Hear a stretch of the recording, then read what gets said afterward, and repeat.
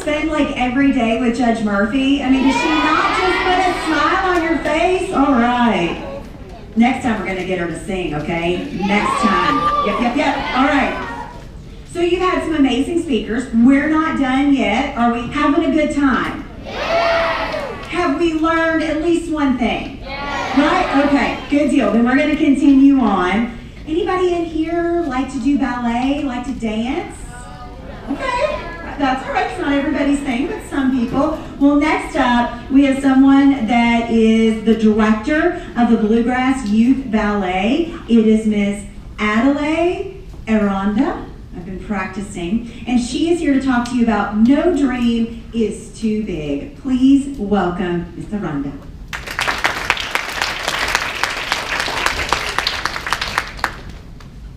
Now I feel that we need to all dance. I am so excited to be here. You have no idea. Buenos días a todos. So, I have a little bit of a story to tell you, if it's okay. So, when I was in 5th grade, like you, I had just discovered that thing that made me feel bigger inside than anything else in the world. And that was ballet. My parents took me to a performance in my hometown in León, Mexico. Anybody here from Mexico? Sí, paisanas. So this is a beautiful, beautiful old theater, and the ballet that I watched is called Coppelia, and it's a very silly story about a girl who pretends to be a doll to gain attention from her lover. It's a very strange story, but it's actually a comedy. Yeah, ballet is silly like that. But I found myself just sitting on the edge of my seat and just thinking, this is like a package of heaven. Because the lights and the colors and the music and the choreography, when it just got all put together, and the dancers on stage, and they look so powerful and so amazing. And I said, that is exactly what I want to do with my life. But of course, you know, I was the 4th out of 5 children, and my parents didn't do, you know, we didn't do any extra curricular activities after school. My dad was always working, probably like your parents, and my mom could just barely keep up with all of us.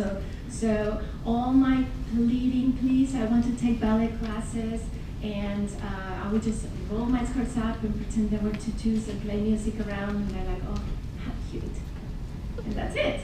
So I was around, I don't know, 13 or so, and I was walking in my neighborhood, because back then you could just walk in your neighborhoods and it was safe.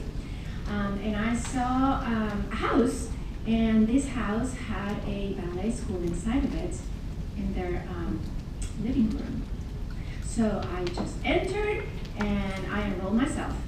And I came home that night to my parents and I said, well, you don't have to drive me there. So don't worry about me, I'll just walk there, you just have to pay the bills. And I guess they were okay with it because I was very insistent. So I realized when I started taking ballet there that all the girls that were my age were a lot more advanced than me. And so I had to start taking classes with girls that were a lot younger than me. And I was like, okay, sure, why not?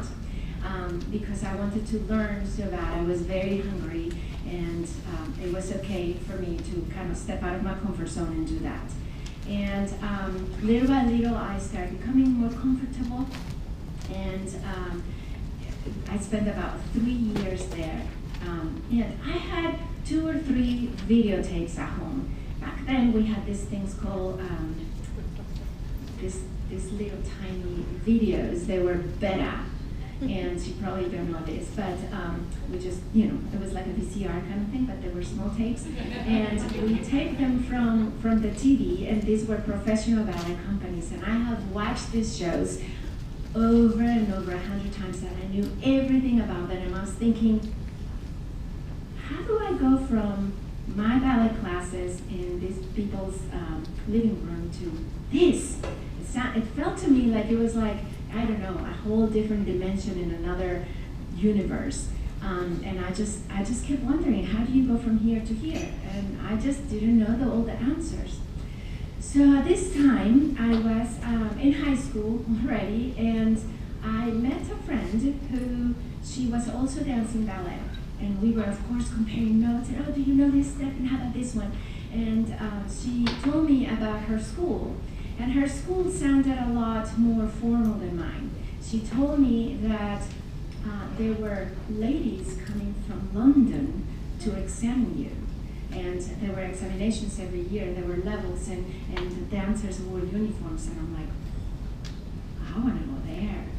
So I switched schools, and I went to this school, and the first day, my teacher, I probably didn't even have my hair up in a bun or anything, I was probably wearing the wrong thing, I don't remember, and my teacher saw me, and she said, darling, everything you've learned, well, we're gonna have to just start again from scratch. And I was like, what? But, okay. So I, again, started taking classes with dancers that were a lot younger than me, but I didn't care. And I took as many classes as possible. And then finally, it came the day that I had to do that examination, you know, where the people, the ladies from London would come and examine you. And we were driven to another city, and it was very, very scary. I was so anxious and stressed. And guess what? I failed.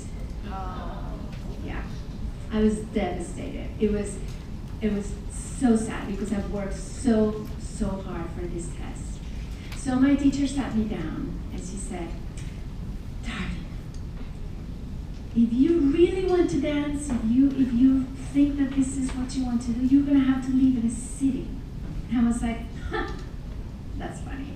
Because in Mexico, you don't leave your home ever until you get married. You could be 40, and if you are not married, you live with your parents. Can you imagine? I know. And I was 18 or something like that, and I was like, that is not gonna happen. So my teacher told me there's two big cities that you should go to if you want to keep dancing. One is Guadalajara, which is about 3 hours from León, and one is Mexico City. Well, Mexico City is an enormous city. It's just big and giant and scary. Guadalajara is, I don't know, like maybe Chicago size. And I was just thinking, there's no way. There is just no way. So I was finishing high school, and I was a good student. I worked hard, and I got a full scholarship to go to college. So I went to college, and I studied graphic design, which I love it. I love art. But all this time, I kept thinking, what if? You know? If I don't try this now, I'm never going to find out. What if?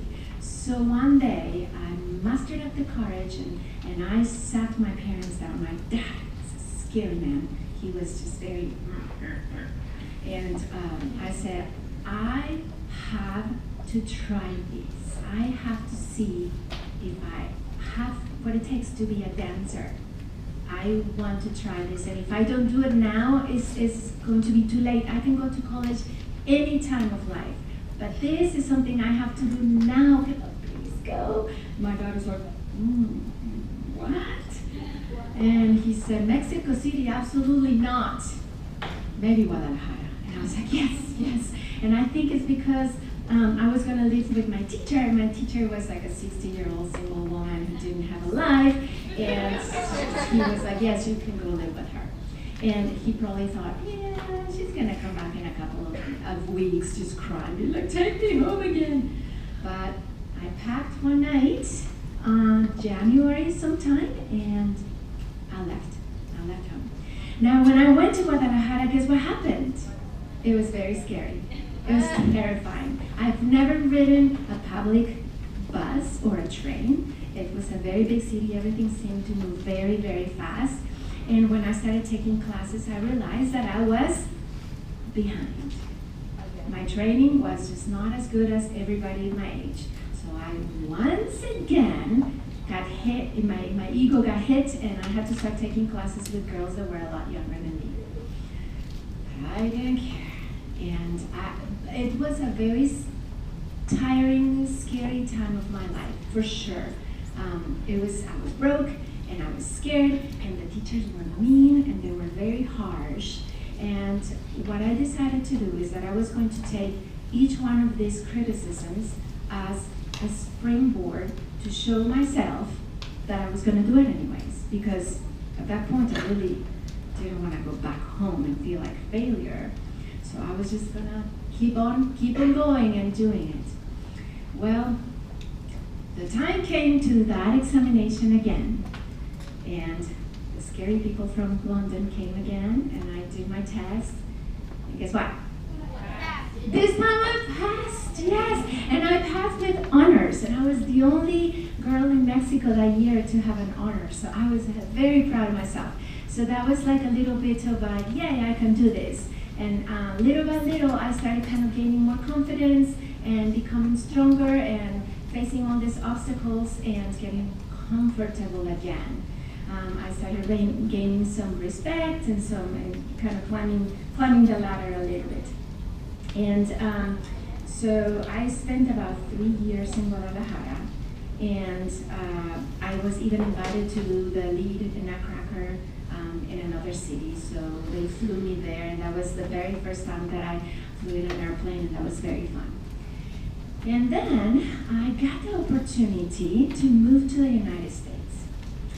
I was 22, and I had just recently married a male dancer.